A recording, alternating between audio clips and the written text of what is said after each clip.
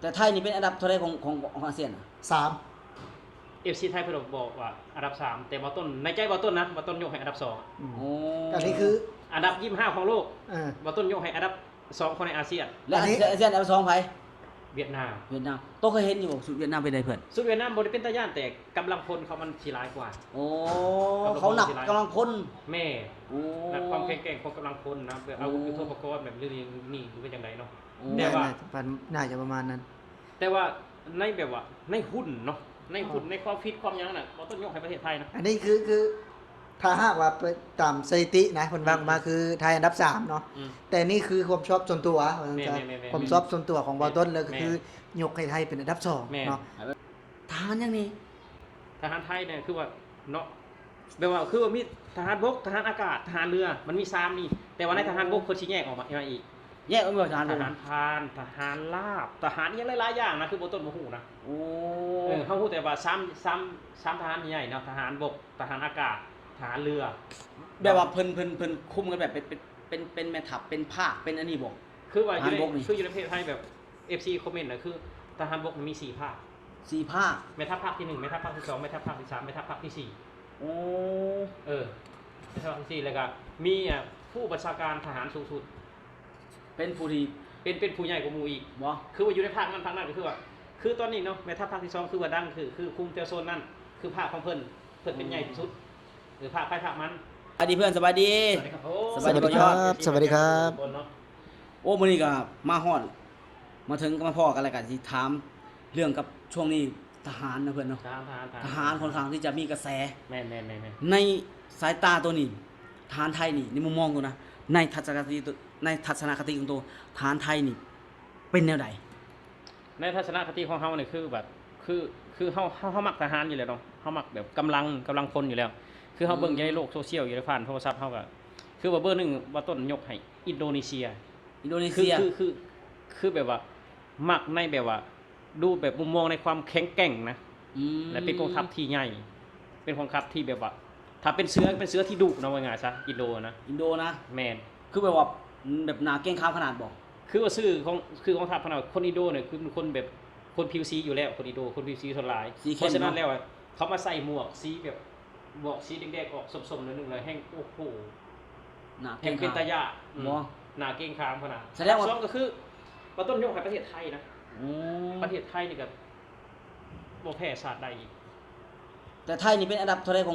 งอาเซียนอ่ะ FC ไทยเพิ่นบอกว่าอันดับ3แต่บ่ต้นในใจบ่ต้นนะบ่ต้นยกให้อันดับ2 โอ้ อันนี้คือ อันดับ25ของโลก เออ บ่ต้นยกให้อันดับ2ของในอาเซียน และอาเซียนอันดับ2ไผ เวียดนาม เวียดนามโตเคยเห็นอยู่บ่สุดเวียดนามเป็นไดเพื่อน สุดเวียดนามบ่ได้เป็นตาย่านแต่กำลังพลเขามันสิหลายกว่า โอ้เขาหนักกำลังพล แม่ โอ้ และความแข็งแกร่งของกำลังพลนะแบบอาวุธยุทโธปกรณ์แบบนี้นี่หรือเป็นจังไดเนาะ โอ้ แต่ว่า น่าจะประมาณนั้น แต่ว่าในแบบว่าในหุ้นเนาะในหุ้นในความฟิตความหยังน่ะบ่ต้นยกให้ประเทศไทยนะ อันนี้คือถ้าหากว่าไปตามสถิตินะคนวางมาคือไทยอันดับ3เนาะแต่นี่คือความชอบส่วนตัวความชอบส่วนตัวของบอต้นเลยก็คือยกให้ไทยเป็นอันดับ2เนาะก็ยังยอมรับว่าอินโดนีเซียนี่เป็นตะย่าน เป็นตาย่าน เป็นตะย่านแบบว่าอันดับ1เนาะยอมรับแต่ว่าอันดับ2คือทางบอต้นเพิ่น แต่ว่าคืออินโดนีเซียนี่ในว่าเศรษฐกิจหรือว่าความพัฒนาในของประเทศนี่สู่ไทยบ่ได้เด้ อ๋อ อินโดนีเซียยังเป็นรองไทยอยู่แต่ว่าทางด้านการทหารเนี่ยคือว่าไทยเพิ่นก็ยอมรับว่าอินโดนีเซียคือเบอร์1ของอาเซียน อ๋อด้วยประชากรอินโดนีเซีย200กว่าล้านคน300ล้านน่ะเนาะ อาจจะแม่นเนาะคือเอาเฮาสังเกตง่ายคือสิงคโปร์นี่เป็นเศรษฐกิจนี่คือเบอร์1ของโลกนะแต่ว่าการทหารนี่ก็ยังสู่อินโดนีเซียบ่ได้ยังสู่ไทยบ่ได้มันสิดีเป็นคน ป ละ ระ อย่า ชาง กรน้อย แม่น เนาะ เออ กำลังพลอาจจะน้อยอาจจะมี แม่ อาวุธยุทโธปกรณ์แต่ว่ากำลังพลอาจจะน้อย แม่น โอ้แล้วเพื่อนในทหารไทยที่ตัวหมักๆนี่นะทหารไทยนี่มีแบบว่าทหารยังนี่ ทหารไทยเนี่ยคือว่าเนาะแบบว่าคือว่ามีทหารบกทหารอากาศทหารเรือมันมี3นี่แต่ว่าในทหารบกเพิ่นสิแยกออกมาอีก แยกออกมาทหาร ท บก หารพรานทหารลาบทหารอีหยังหลายๆอย่างนะคือบ่ต้นบ่ฮู้นะ โอ้ เฮาฮู้แต่ว่าซ้ำทหารใหญ่เนาะทหารบกทหารอากาศทหารเรือ แบบว่าเพิ่นคุมกันแบบเป็นแม่ทัพเป็นภาคเป็นอันนี้บ่ คือว่าอยู่ใน ทหารบกนี่ คืออยู่ในประเทศไทยแบบ FC คอมเมนต์น่ะคือทหารบกมันมี4ภาค 4ภาค แม่ทัพภาคที่1แม่ทัพภาคที่2แม่ทัพภาคที่3แม่ทัพภาคที่4 โอ้ เออ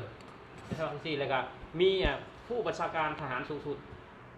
เป็นผู้ที่ เป็นผู้ใหญ่กว่าหมู่อีก บ่ คือว่าอยู่ในภาคนั้นก็คือว่าคือตอนนี้เนาะแม่ทัพภาคที่2คือว่าดังคือคุมแต่โซนนั้นคือภาคของเพิ่นเป็นใหญ่ที่สุด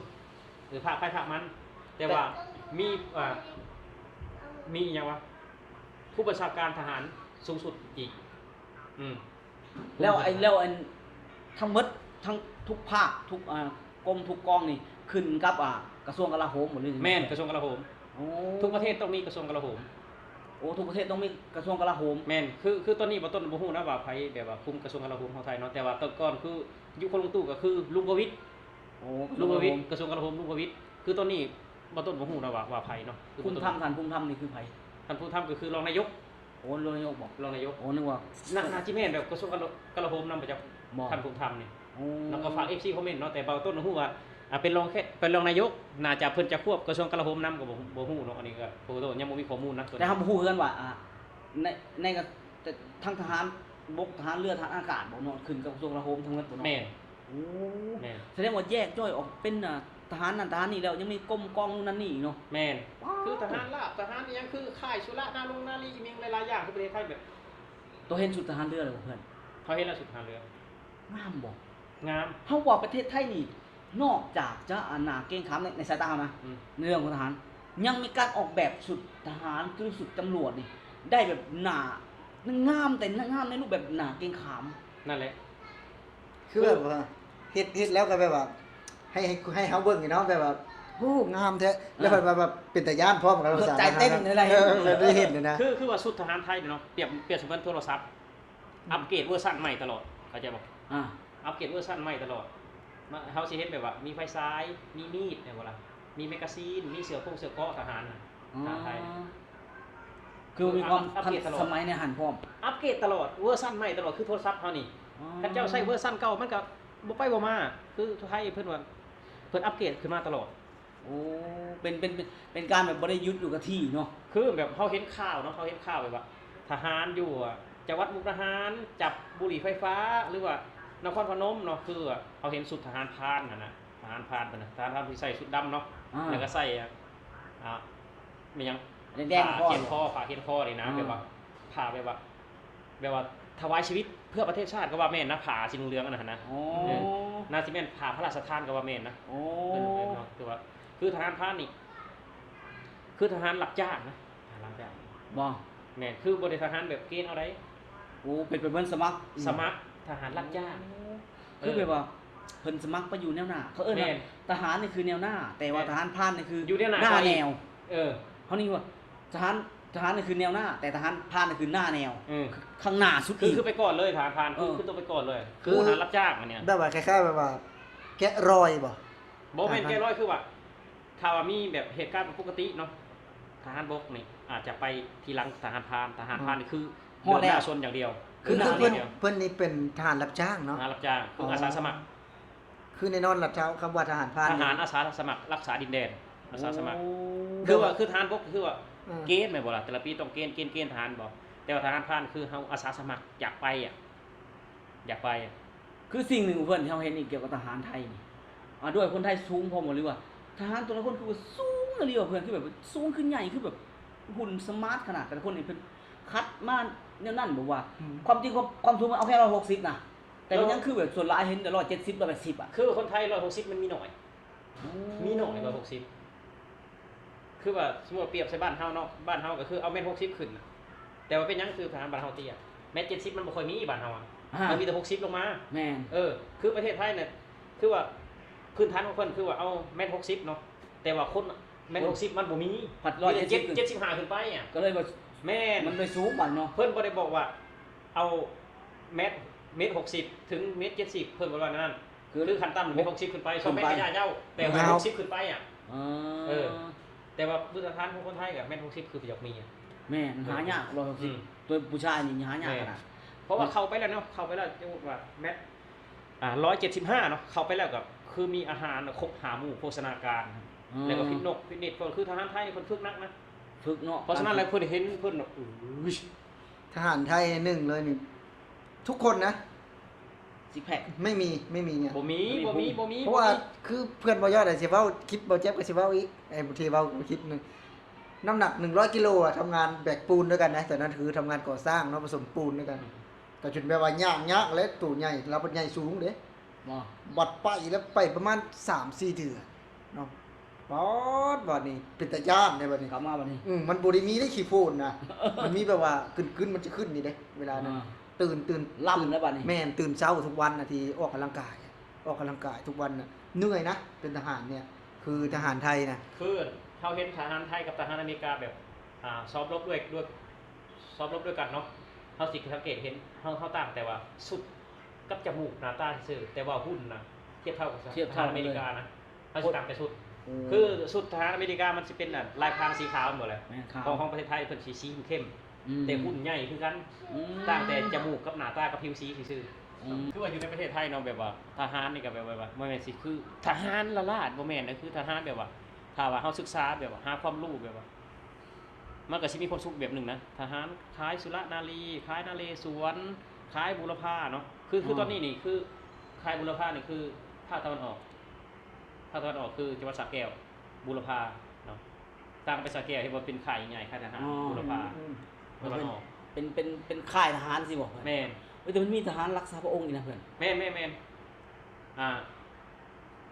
ทหารโน่ทหารรักษาพระองค์มันมีทหารม้ารักษาพระองค์อันนี้คือบ่เกี่ยวคือรักษาพระองค์อันนี้นะ อ๋อมันคนละส่วนบอก คนละส่วนกัน โอ้ ทหารรักษาพระองค์ แต่หัวทหารไทยมีหลายเนาะเพื่อนเนาะ หลาย มีหลายแบบว่าในเรื่องของกองกำลังนี่มันมีกองกำลังไว้นี่อีกนะทหารไทยสมมุติว่ามีทหารที่ประจำการแล้วยังบ่พอยังมีเกินยังกองหนุนบ่หน่วยรบพิเศษยังอีกแบบนี้ มี เลย กอง เพื่อน พิเศษคือกันตำรวจคือกันเนาะตำรวจก็สิมีแต่ตำรวจอย่างเดียวคือตำรวจมีตำรวจคอมมานโดตำรวจยังหลายๆอย่างคือตำรวจไซเบอร์ตำรวจยังคือทหารก็คือกันนั่นแหละอืม เอาง่ายอยู่บ้านพออยู่บ้านเฮาแทบจะบ่ได้ยินอีหยังแบบนี้ มันอาจจะมีบ่แต่ว่ามันอาจจะน้อย มีแต่อาจจะบ่ได้คือไทยอ่ะคืออาจจะบ่ได้เปิดนะ ก็มีกับหน่วยรบพิเศษก็อาจจะบ่ร้ายนะบ้านเฮาก็อาจจะมีอยู่เล็กๆน้อยๆ มี แต่คืออยู่ในประเทศไทยอ่ะคือทหารคือกันอยู่แต่ว่าหน่วยรบพิเศษคือฝึกหนักต้องมีกลยุทธ์ในการต่อสู้ในการแบบจับผู้ร้ายนะคือการตำรวจคอมมานโดนี่แหละถ้าว่าตำรวจแปลว่าจับแบบว่าคนเสพยานี่คือตำรวจธรรมดาเป็นบ่ล่ะถ้าว่าคดีใหญ่แบบยากุซ่าก็คือตำรวจคอมมานโดอ่ะเพิ่นก็แบบว่าแยก อย่างมันชัดเจน แยกเคสให้ชัดเจนนะ อืม ถ้าว่าคดีใหญ่ก็คือตำรวจคอมมานโดอะถ้าว่าคดีแบบเสพยาขโมยมอเตอร์ไซค์ก็คือตำรวจธรรมดาเฮาเนี่ยตำรวจกองปราบนี่แหละไปเดี๋ยวนี้ โอ้เดี๋ยวทางตำรวจทางทหารถือว่ามีหลายอย่างจนบางทีเขาบ่ฮู้เลยนะ แม่นน่ะคือว่าถ้าเฮาศึกษาเนี่ยเฮาสิมีความสุขไปอีกแบบหนึงนะถ้าเฮาศึกษาเนี่ยบ่ต้นแบบมักเบิ่งมักอ่านนะบ่ต้นมักศึกษาแบบบ้านเพิ่นคือเป็นแบบนี้นะ โอ้ถือว่าเป็นประเทศไทยนี่กว่าจะเฮาจะหับฮู้จะเรียนรู้อย่างนี้ทั้งชีวิตเฮานี่ยังบ่เบิดนะเพื่อน แม่น เอาแค่ตำรวจทหาร แม่น แค่นี้เนาะ ถ้าว่าเฮาฮู้แบบว่าซื้อค่ายของเพิ่นนี่แห้งแบบว่างงไปอีก เพิ่นว่าซื้อค่ายคือสุรนารีอิหยังค่ายนเรศวรคือตั้งแต่อยุธยาพุ่นนะเพิ่นยังเอามาแบบว่ายังตั้งชื่อทับอยู่บ้านนี่นะ อ๋อ คือนเรศวรค่ายนเรศวรก็คือพระเจ้านเรศวรแต่ก่อนอ๋อ เพิ่นก็ยังมาตั้งชื่ออยู่ทุกมื้อนี้ เพิ่นก็ตั้งชื่อว่ามันจะเป็น แม่น สิริมงคลพร้อมเป็น แม่น เป็นสิ่งที่คนไทยนับถือพร้อม แม่น นะเพื่อน อืม แล้วในบรรดาทุกทั้งเจ้าหน้าที่ทั้งหมดทั้งทหารตำรวจเนี่ยก็แล้วแต่ถ้าเป็นทหารที่ตัวหมักทหารยังอยู่ตัวหมักที่สุด บ่ต้นมักทหารพราน โอ้ทหารพรานเลยเพื่อน แม่น โอ้ เอาทหารหน้าแนวเลยนะ แม่น บ่ต้นมักรับจ้างเนาะทหาร บ่ รับ ต้น จ้า มั ง กทหารพรานมักเป็นของส่วนตัวนะ เหตุผลที่หมักนะเพื่อนเพราะชุดดำบ่ สุดดำแล้วก็มี F16 แล้วก็อยู่ดงอยู่ป่าอยู่แนวหน้าบ่ต้นมักคือว่าบางคนอาจจะดูแบบทหารเรือแบบเท่แม่นบ่ เท่ๆ แบบเป็นพระเอกแม่นบ่ แม่นๆ คือบอต้นบ่แม่น สุดยอด บ่มีอคตินะคือบอต้นบ่คือให้เลือกนะบอต้นมักทหารพราน โอ้ อืม จริงๆทหารอากาศเลยแหละเพื่อนบ่หมักทหารอากาศนี่ป้าตัวเท่ขนาดนี้ เท่บอต้นบ่มักบอต้นแบบว่ามักใส่ชุดดำหรือใส่ ลุย ใส่หมวกมีใบนี่นะหมวกมีใบทหารพรานหมวกมีใบบ่คือหมวกคนอื่นเด้ทหารพรานเลยแบบมีแบบว่าธงพระราชทานนะเขียนใส่หัวเขียนใส่นี่เนาะแล้วก็ F16 พาด เบายอดเบายอดทหารยังจะหมัก บ่ว่าแล้วมักทหารลาวอะ ๆบ่บ่ยอดมักเบิดนะเพราะว่าบ่นึงบ่ยอดอาจจะบ่ได้ศึกษานะตรงนี้นะ บ่ได้ฮู้เกี่ยวกับ แม่น ทหาร บ่ยอดบ่ได้ฮู้ อืม คือบ่ยอดก็ เห็นมันก็งามเบิดอ่ะมันเป็นระเบียบนะสุดทหารไทยตำรวจไทยสินะเฮาเห็นมันก็ถ้า เนียบ แม่นเฮาเห็นเฮาก็แค่ได้เบิ่งก็ดีใจแล้วอ่ะเนาะถือว่าคักอันนั้นบ่ยอดก็ถือว่าคันมักประกันส่วนตัวก็บ่ยอดบ่ฮู้อะนะอีหลีบ่ยอดบ่ฮู้อีหลี คือบ่ต้นนี่ไปงานวันพ่อล้วนแม่ที่สนามหลวงนะบ่ต้นไปเห็นชุดดำอันนี้แหละบ่ต้นบ่ฮู้ว่าทักแม่นอีหยังเลยนี่น่ะ FC เพิ่นคอมเมนต์ว่าทหารผ่าน อ๋อ เพิ่นบ่อยู่โรงอยู่ป่าอย่างเดียวได้เพื่อนถ้าอยู่ในเมืองมันยังเพิ่นก็มาได้ถาม มาทางนั้นเนาะ มา โอ้เฮานึกว่าอยู่แต่ในชายแดนทหารพราน แม่ แม่ อยู่ในเมืองก็มาได้ โอ้ คือแบบว่าเป็นงานวันพ่อล้วนแม่ในปีที่แล้วเขาไปอยู่ไปอุโมงค์สนามหลวงอุโมงค์วัดพระแก้วอ่ะ อืม ว่าต้นเห็นแบบยืนแบบว่าต้นแม่นยังว่าต้นถ่ายคลิปอยู่ FC เพิ่นบอกทหารผ่าน โอ้เฮาว่าแต่ว่าคือเพิ่นมานี่เพิ่นบ่ได้ถืออาวุธได้เพื่อนมาในเมืองบ่ได้คือ เพิ่นก็แต่งกายตามชุดทหาร แต่ง เพิ่น กายใส่ชุดดำแต่ว่าอาวุธเพิ่นก็ฮู้จักกะละเทศะว่า อ่า บ่อนใดคนถืออาวุธบ่อนใดบ่อนคือมาแต่ปฏิบัติหน้าที่ซอยเหลือประชาชนนะ อืม บ่แม่นว่าสิแบบว่าไปซอยแต่ว่าซอยรบอย่างเดียวเด้ซอยทุกอย่างคือทหารพราน เอาบ่คือทหารกองร้อนว่าเฮาบ่สะพายตลอดอ่ะ สะพายตลอดบ้านเฮาเลยจักมีลูกจักบ่มี ผมมีลูกเอาเคยถามแล้วเพิ่น บ่มีบ้านเฮาก็บ่มีเอาเคยถามเลยไอ้บ้านเฮา AK อะปืนอากาศ อืม บ้านเฮาอากาศสะพายถามเฮาถามน้องคุยจนบอกกับน้องเฮาดูบอกกับน้องชายนะน้องชายเขาบอกว่าเฮ้ยหมู่เฮาคือถืออันอากาศวะน้องชายบอกว่าไงเสื้อเฮาบอกว่าเต็มที่นะหมดแม็ก2 ลูกคือว่าในนั้นเขาก็ว่ามันก็ต้องมีแหละเขาจะพายมันยังเอาไปเสือไปถามหยังไปถามเพราะว่ามันเป็นไอ้ตะกองร้อนมันเป็นหมู่เลยเนาะถามเซียวมึงมีจักลูกกระสุนมีจักลูก2โอ้โหหัวเราะกัน2 ไอ้เขาอันนั้นเด้อันนี้ในฮู้อยู่คืออยู่ลาวเนาะบ่ยศคนลาวอะคันคือกองหลอนเนี่ยเพิ่นก็จะให้เด้ให้มีกำหนดเนาะแต่ละเดือนว่าซี่นะคือจะมีกำหนดให้ว่าใช้กี่ลูกบางคนเอาไปใช้ในน้ำที่พิษกองหลอนนะบางเทื่อเอาไปลักงัวลักควายเขาก็มี เอาง่ายๆนะโอ้โห กองหลอนนะ กองร้อนขี้หลักบ้านเจ้า มี โอ้ตาย ไปลักงัวลักควายเขาก็มี โอ้ย นะ จะสภาพคลิปนี้เนี่ยฉันกองร้อนขี้หลักนี่ หรือว่าบางเทื่อก็แบบว่าอาจจะไปในป่าในดงมาไป ยิงสัตว์ป่ายิงหมูป่ายิงกวางยิงเก้ง แม่นมันก็มี อ่ะก็ดีกว่าไปคุณรีดนักท่องเที่ยวเนาะ ครับ รีดทางท่องเที่ยวเนาะก็ถือว่าคลิปนี้ก็ฝากไว้ประมาณนี้นึงก็เนาะถือว่าเป็นการเว้าถึงเนาะถือว่าเป็นการให้กำลังใจอะไรกันตอนนี้คือด้วยความหมักความชอบของเพื่อนต้นเกี่ยวกับชุดทหาร โดยเฉพาะทหารพรานและกับบ่าวแจ๊ดเองเนาะที่มี